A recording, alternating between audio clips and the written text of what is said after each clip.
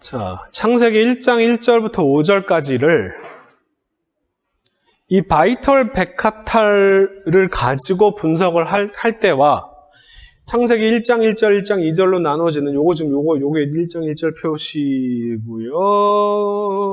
아, 네. 2절이 어디까지지? 2절은 여기까지고요. 네. 자, 한번 보겠습니다. 자, 베레시트 바라 엘로힘 엣 하샤마임 베엣 하렛. 이거를 이제 한 문장으로 잘라 놓으니까 번역을 어떻게 해내냐면 하나님이 하늘과 땅을 최초에 창조하셨다. 그 문장이 끝나버립니다. 그리고 나서 2절이 또 그 다음 문장이 돼버려요. 그리고 그 땅은 베하레츠 하예타 토후바 보후.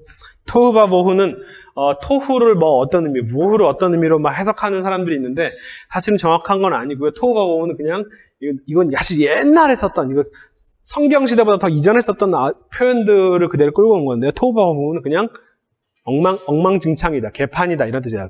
완전 다 뒤섞여 있다는 뜻입니다. 베하레츠 하예타 토후바 보후. 땅은 다 뒤섞여 있었고, 베 호쉑 알펜의 테홈. 호쉑이 테홈 위에 있었고, 자, 호쉑은 어둠이고요. 테홈은 그걸 깊음? 깊음이 뭔지 아세요? 테홈? 테홈이 뭔지 잘 모릅니다. 솔직히 얘기하면.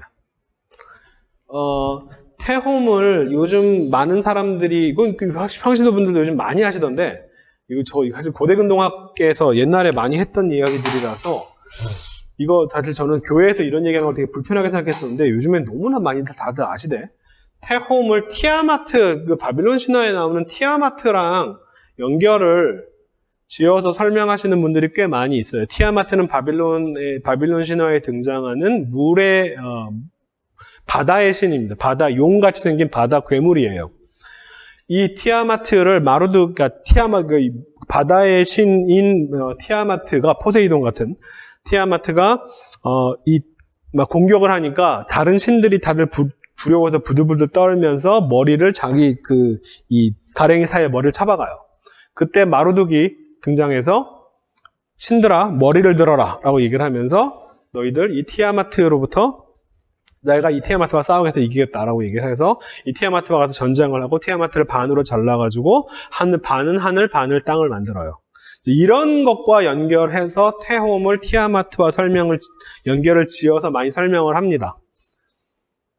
여기 이런 설명에는 문제가 있어요. 두 가지 문제가 있습니다. 첫 번째는 뭐냐면 티아마트하고 타보와 맴은 괜찮은데 테홈의 이 헤이를 설명할 수 있는 방법은 좀 별로 없어요. 물론 이제 언어학적으로 이 알레프 묵음화된 것이 헤이와 연결이 되어 있다라고 설명할 수는 있습니다. 가능한 설명이에요. 불가능한 설명은 아닙니다. 언어학적으로 테홈과 티아마트가 어근적으로 연결되었다. 충분히 가능한 설명이에요. 근데 문제는 뭐냐면, 자, 티아마트는 바빌론 신화에서 확실히 엄청나게 활동하는 신입니다. 예? 얘가 바다 괴물로서 말도 하고요. 막 위협도 가하고 내가 너희들을 막 다 쓸어버릴 거야 뭐 이런 위협도 하고 그래요. 테홈이 성경에서 테홈이라고 하는 단어가 바빌론 신화 티아마트처럼 말을 하고 활동하고 막 위협하고 이런 경우 본 적 있어요? 기품이라고 하는 단어가? 전혀 없어요. 이 바빌론 신화는 청동기 문헌입니다. 그 메소포타미아 지역이고요. 여기는 철기 시대고요. 기본적으로 그 다음에 가나안 지역입니다. 이렇게 시대도 다르고 지역도 다른 두 단어를 언어적으로 유사하다고 해서 끌어서 설명하는 것은 아주 방법론적으로 아주 나쁜 방법이에요. 제가 계속 고대근동 학자로서 그 당시에 학계들에서 제가 계속 비판하고 잘못했다고 얘기했던 이 장면입니다. 청동기 시대와 철기 시대를 그냥 1대1로 매치해서 연결하는 건 말도 안 되는 작업이다. 두 번째, 메소포타미아와 가나안은 근본적으로 다르다. 그래서 이거 두 개를 갖다가 그냥 고대근동을 하나의 세계처럼 그냥 퉁쳐가지고 설명하는 것은 전혀 잘못된 방법이다.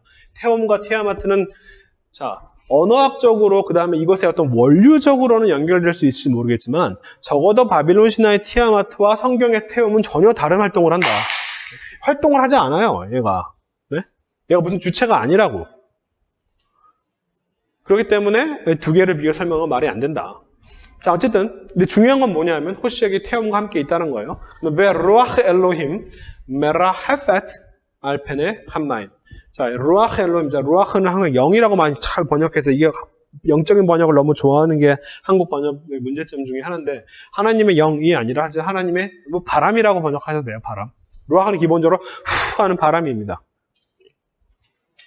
바람이 메라 하펫 이것도 라하프라고 하는 표현 랄픈의 한마임 물 위에 지금 루아 바람이 지금 메라 하펫 라하프라고 하는 요 단어가 두 가지 의미가 있어요. 옛날 학자들은 이걸 호버라고 많이 번역했어요. 뭐냐면 독수리가 이렇게 쭉 날아다니는 거예요. 그러니까 하나님의 영이라고 하는 단어를 이제 상상을 하면서 영이 이렇게 막 떠돌고 다닌다 이런 식의 설명을 했었고요.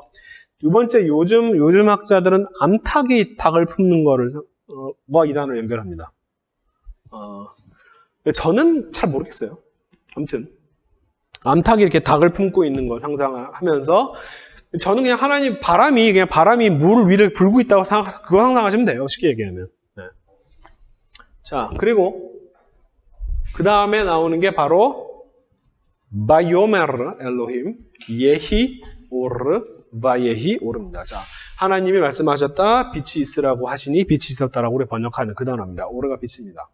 자, 이거를 갖다가 그 다음에 바야르 엘로힘 하나님께서 보셨다 에타하오르 그 빛을 키토 보았더니 참 좋았다. 기분이 좋았다는 게 아니에요. 그 만든 것이 참 좋았다라는 얘기입니다. 그거 참 예쁘다. 예쁘네. 바얍델 나누셨다라고 하는 단어입니다. 이 단어가 핵심 단어입니다. 창세기 1장에 바달 divide, 나누다라는 뜻이에요. 하나님께서 나누셨다. 베인 하오르 우베인 하호shek 그 빛과 그 어둠 사이를 나누셨다. 바이크라 엘로힘 라오르 욤 벨라 호shek 까라 라일라 하나님께서 바이크라 라오르 그 빛을 욤 낮이라고 부르시고 벨라 호shek 그 어둠을 까라 부르셨다. 라일라 밤이라고 부르셨다. 그리고 바예히 에렙 저녁이 되고 바예히 오케 아침이 되니 욤 에앗 첫 번째 날이다. 이게 이제 1장부터 5절인데 자 이것도 문장을 자를 때 어떻게 이게 1장 1절로 나누는 게 아니라 문장을 자를 때 뭘 찾냐면 바이토를 찾는 거예요. 빨간색들이 바이톨입니다. 그리고 아직 파란색에 대한 설명을 잘 안 했는데 이게 뭐냐면요. 이런 바브들이 다 뭐냐면은 부연 설명의 바브라고 하는 이름을 제가 붙였어요. 이 이름은 그렇게 좋은 이름은 아닙니다. 제가 좀 다른 이름을 좀 만들고 싶은데 좀 좋은 생각이 없어가지고 자, 이 바이톨로 이야기가 진행되는 것과 이 바이톨이었죠. 스토리라인이 한 발 한 발 전진하는 거라고. 근데 계속 이야기가 그 다음 벌어지는 게 아니라 중간에 뭔가 스톱시켜놓고 상황 설명을 해줘야 될 상황들이 생기잖아요. 그럴 때 괄호 안에 집어넣는 것이 바로 이런 그냥 바브를 쓰는 겁니다. A and B가 아니고요. 그런데 그때 상황이 이랬다라고 설명해 주는 거예요. 얘도. 문장을 그냥 뭐 토후 바보후의 바브가 아니고 A와 B를 나타낼 때 하늘과 과 땅 이럴 때 이 바브 말고 문장을 이끄는 이 바브 다음에 이 뒤에 나온 건 문장입니다. 땅은 토후 바보후였다라고 완전 개판이었다라고 하는 이 바브가 바로 이게 문장을 그 다음에 나온 게 문장인데 문장을 이끄는 바브들이 바로 부연설 바브예요. 바이톨로 이야기가 진행되다가 그 바이톨로 이야기 진행되는 걸 스톱시켜놓고 상황 설명을 해주는 겁니다. 자, 그렇고 나서 보면 성경에서 맨 처음 나오는 바이톨이 뭐냐 하면 창세기 1장에서 맨 처음 나온 바이톨이 뭐예요? 네? 보시면 얘죠. 바요메르 말씀하셨답니다. 실제로 스토리가 진행되는 게 여기서 시작되는 거예요. 여기서 시작되는 겁니다. 여기가 아니고요. 자, 이거를 베레시트 바라 엘로힘 에타샤마임 베타하레츠를 하나의 문장으로 딱 태초에 하나님이 하늘과 땅을 창조하셨다라고 딱 끊어버리면 그 다음에 나오는 얘기는 그 다음 이야기가 됩니다. 창조하셨다. 그래서 창조했으니까 땅은 완전히 엉망이었고 이렇게 그 다음에 호sek은 이렇게 되는 거예요. 자, 그러면 도대체 그럼 문제가 발생합니다. 그러면 이 어둠은 도대체 누가 만들었고, 그죠? 언제 만들었어? 만들었다는 말도 없는데. 테홈은 또 뭐고, 그죠? 뭐 루아흐 엘로힘은 원래부터 있던 거라고 치지만 이 물은 또 어디 갔어? 물은 또 누가 만들었어? 이런 문제가 발생하죠. 그죠? 이런 질문들 많이 하시잖아요. 그죠? 자, 이거는 우리가 창조라고 하는 개념 자체를 전혀 엉뚱하게 이해하고서는 그 창조 개념에 이 얘기가 맞지 않는다라고 하는 얘기인데 뭐냐면 크리에이션이라고 하는 이 창조라고 하는 것을 어떻게 우리는 이해하고 있냐면은 크레아티오 엑스 니힐로라고 이해하고 있다. 크레아티오 엑스 라틴어인데요. 니힐로는 nothing입니다. nothing. 자, 창조 out of nothing이에요. 쉽게 말하면 무에서 유를 창조하는 것이 창조다라고 개념을 갖고 있는 거예요. 무에서의 유의 창조가 창조다. 근데 이 무에서의 유의 창조, 이 창조 개념을 누가 만들었냐면 그리스 사람들이 만들어냈습니다. 그리스 철학자들이 창조란 아무것도 없는 것에서 있는 것을 만들어내는 게 창조다라고 그리스 철학자들이 얘기한 건데, 그러니까 무엇은 무엇으로부터 원인이 주어지고 누가 무엇을 낳고 누가 무엇을 낳고 거꾸로 올라가 보는 거예요. 아무것도 맨 최초에 아무것도 그 이전 인자가 없는 것이 이제 그게 창조주가 되는 거죠. 맨 처음 스스로를 창조한 자. 그래서 내가 스스로 있는 자다라고 하는 그 번역은 이제 그리스 철학에서 나온 번역이에요. 전혀 시브리적이 아닙니다. 자, 이런 개념을 가지고 얘기를 하니까, 그러면, 땅은 여기서 만들었다고 칠 수 있는데, 그 어둠이나, 이 물은 도대체 그럼 누가 만든 거야? 라고 하는 질문은 아무것도 없는 곳에서 무엇인가를 만들어내는 것이 창조다라고 하는 개념을 갖고 이걸 보니까, 자, 그리스적인 사고를 가지고 히브리 문헌이 말이 안 된다라고 얘기하는 것이 그것이야말로 어불성설이죠. 창세기 1장에서 이렇게 문장을 잘라서 보면, 자, 맨 처음 행위는 뭐냐면 이겁니다. 하나님께서 빛이 있기를 원한다. 빛이 있으라. 라고 말씀하셨다가 한 문장이고요. 그 다음에 빛이 생겨났답니다. 자, 빛이 있으라 하시니 빛이 있었다가 이게 한 문장이라고 자꾸 한 문장으로 번역하고 싶은데 그게 아니고요. 논리적으로 생각해 보세요. 빛이 있기를 원한다라고 말씀하셨다. 그 말씀이 끝난 다음에, 그 다음에 빛이 생겨났다. 정확히 이야기가 한 발 전진하고 있습니다. 그 다음에 또 마찬가지예요. 하나님께서 그렇게 창조한 빛을 보셨다. 그랬더니 참 좋았다. 그 다음에 나누셨다. 하나님께서 그 빛과 그 어둠을 나누셨다. 제가 이 바달이 제일 중요한 단어라고 설명했어요. 창세기 1장에서.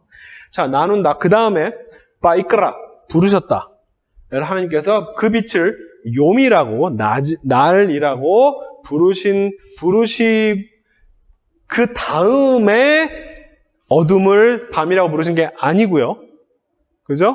만약에 먼저 그 빛을 낮이라고 부르셨다. 그 다음에 어둠을 밤이라고 부르셨다라고 하려면 이게 바이크라가 여기 똑같이 또 바이크라라고 썼을 거예요.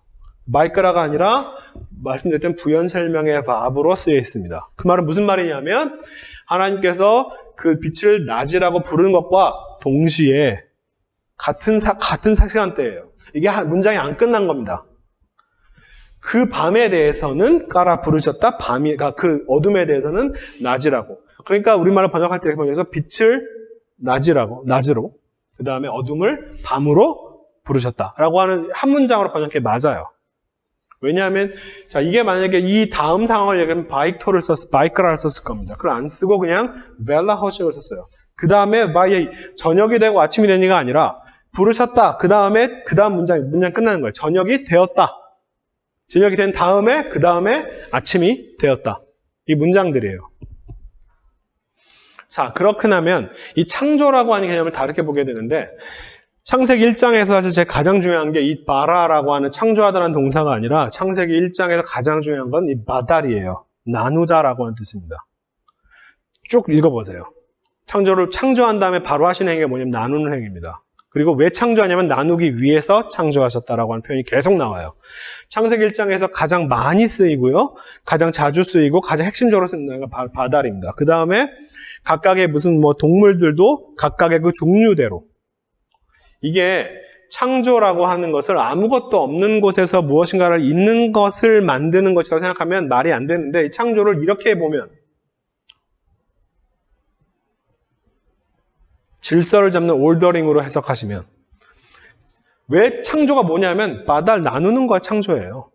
하나님께서 빛을 왜 만드느냐 하면 빛과 어둠을 나누기 위해서 만드는 거지 아무 이유 없이 만드는 게 아닙니다. 자, 그러니까 그러면 이 지금 요 앞에 있는 상황은 뭐냐면 창조 이전 상황인 거예요. 땅이 완전 뒤죽박죽이었다라고 하는 표현은 아직 이거는 질서가 안 잡혀 있는 상태인 거예요. 땅이 이게 창조 이전 상태인 거예요, 여기까지 다.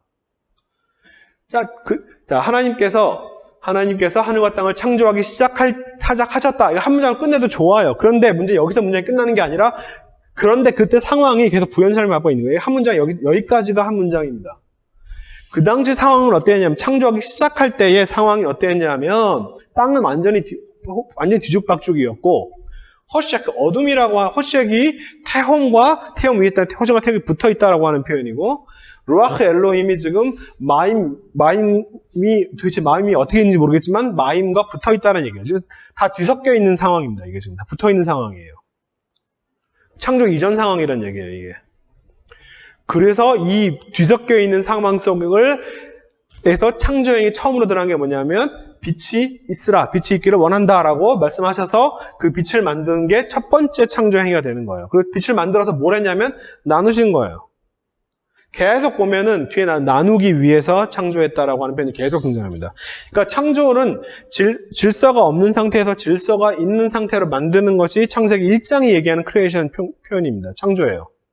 근데 그런 개념을 이해하지 못한 채로 자꾸 그리스적인 사고를 가지고 왜 이건 도대체 누가 만들었어라고 하는 질문을 던지는 것은 히브리 성서 문헌을 가지고 그리스의 아이디어를 가지고 왜 쓸데없는 딴소리 하고 있어. 사실은 이 문장을 한 문장으로 자른 사람이 누구냐 하면요. 셉투아진트와 탈굼이에요. 누구냐 하면 그리스적으로 사고하기 시작하면서 그래요. 유대인들이 그리스적인 사고를 하기 시작하면서 이거 한 문장으로 잘라버리기 시작합니다. 그래서 브레시트도 이거는 정관사가 없어요. 네, 그냥 in the beginning이 아니에요. in the beginning을 하려면 정관사를 하려면 바레시트가 돼야 됩니다.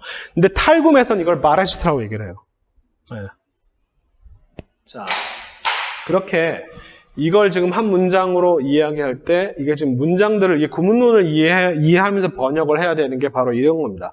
바이털로 이야기가 전진시키고 그 전진하는 이야기를 스톱시키고 중간중간에 상황 설명은 이 부연 설명을 답으로 하고 있다라고 하는 것을 이 구문론들을 이해하고 문장을 번역하는지 그렇지 않은지가 확실하게 차이가 나요. 근데 이런 식으로 이 구문론들 문장들을 이해하는 이런 것들이 1980년대 초반부터 막 조금씩 생겨나기 시작해요. 여러분의 성경을 번역하신 분들은 대부분 다 그 이전에 공부하셨던 분들입니다. 그런 분들이 오셔가지고 성경을 번역한 거예요. 이 구문론을 문장들을 잘 이해 못하고 번역했습니다. 사실 새로운 번역이 필요해요. 자, 이 바이털로 이야기가 전진하고 있고 이 앞으로 이 문장들을 볼 때마다 이제 이런 연습들을 하게 될 겁니다. 오늘 여기까지 하겠습니다. 수고하셨습니다. 네.